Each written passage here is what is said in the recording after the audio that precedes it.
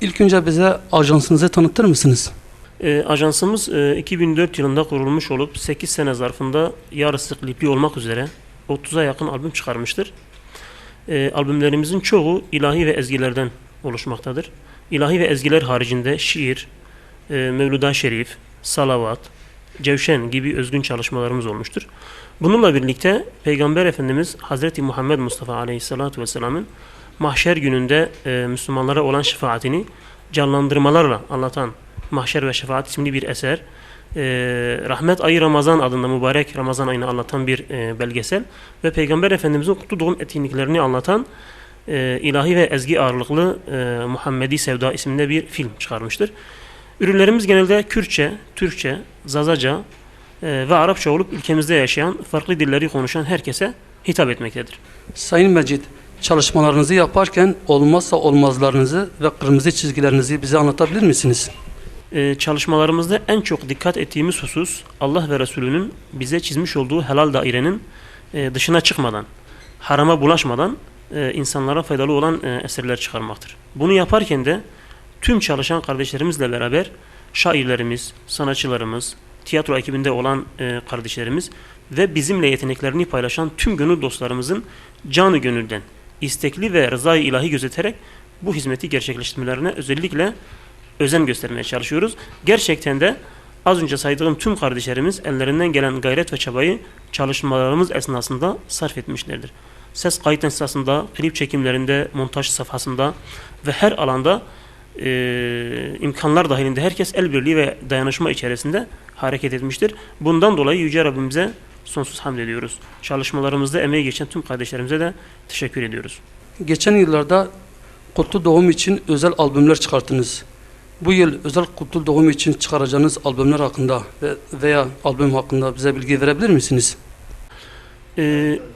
Bu yıl kutlu doğum hediyesi olarak hemen bünyemizde çalışan tüm sanatçı kardeşlerimizin içinde yer alacağı bir Kürtçe, bir de Türkçe iki ayrı ilahi ezgi albümü çıkaracağız inşallah. Bu alanda çalışmalarımız devam etmektedir. Rabbimizin yardımı ile tamamı Peygamber Efendimiz Hazreti Muhammed Mustafa Aleyhisselatü Vesselam ile ilgili eserlerden oluşan bu iki albümü bu sene Peygamber sevdaları olan milletimizin hizmetine sunacağız inşallah. Şunu da söylemekte fayda var. Bahsettiğimiz ezgi ve ilahiler seslendirilirken keşke şöyle bir klip çekilseydi diyen kardeşlerimiz varsa fikir ve düşüncelerini bizimle en kısa zamanda mutlaka paylaşmalarını, bu hizmette katkılarının da olmasını istiyoruz. İnşallah bu konuda faydalı olur.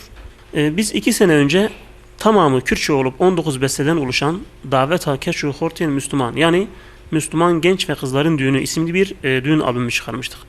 Bu albümümüzün toplumumuzda İslami düğünlerin artmasına vesile olduğuna ve Müslüman olan halkımızın bilincine düğünlerinizi harama bulaşmadan bu şekilde de yapabilirsiniz kanaatini yerleştirdiğine şahit olduk.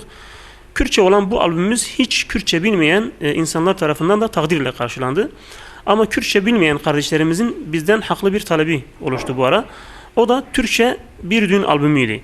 Biz de bu talebi dikkate alarak böyle bir albüm çalışmasına başladık. Böyle bir albüm çalışmasına talip olan Grup Ustad ilahi ekibiyle Bismillah deyip çalışmamıza başladık. Ses kaydı, kliplerin çekimleri ve montajı, baskı, dağıtım derken bu 6-7 ayda ancak tamamlanabildi. Bu albümde Grup Ustad ilahi ekibinde yer alan Özcan Güner, Mahfuz Aktekin, Ömer Çelebi ve Bilal Dalkılıç adlı sanatçılarımız yer aldılar. Teknik anlamda çalışmaya çok emeği geçen piyanist Şehmuz Çakmak kardeşimiz de tabi burada unutmamak gerekiyor. Hulasa çalışmada emeği geçen tüm kardeşlerimize teşekkür ediyoruz. Rabbim hayırlara vesile kılsın diyoruz inşallah. Sizinle çalışmak isteyen sanatçılar hakkındaki hassasiyetlerinizi öğrenebilir miyiz?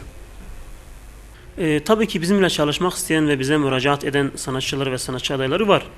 Biz bu teveccühlerini ve bizimle çalışma taleplerini takdirle karşılıyoruz. Yalnız bizim bu konuda hassasiyetlerimiz var. İlk önce kendilerine hassasiyetlerimizi dillendiriyoruz. Evvela bizimle çalışmak isteyen sanatçı kardeşlerimizin ailevi ve içtimai hayatlarında mütedeyyin bir şahsiyete sahip olmaları gerekiyor. İkincisi, bulunduğu memlekette İslami hassasiyeti olan STK veya muteber şahsiyetlerden bizim de tanıyıp kabul ettiğimiz birilerini referans olarak bize göstermeleri gerekiyor. Üçüncüsü ses güzelliğiyle beraber besteyi seslendirirken yorumunda iyi olması gerekiyor.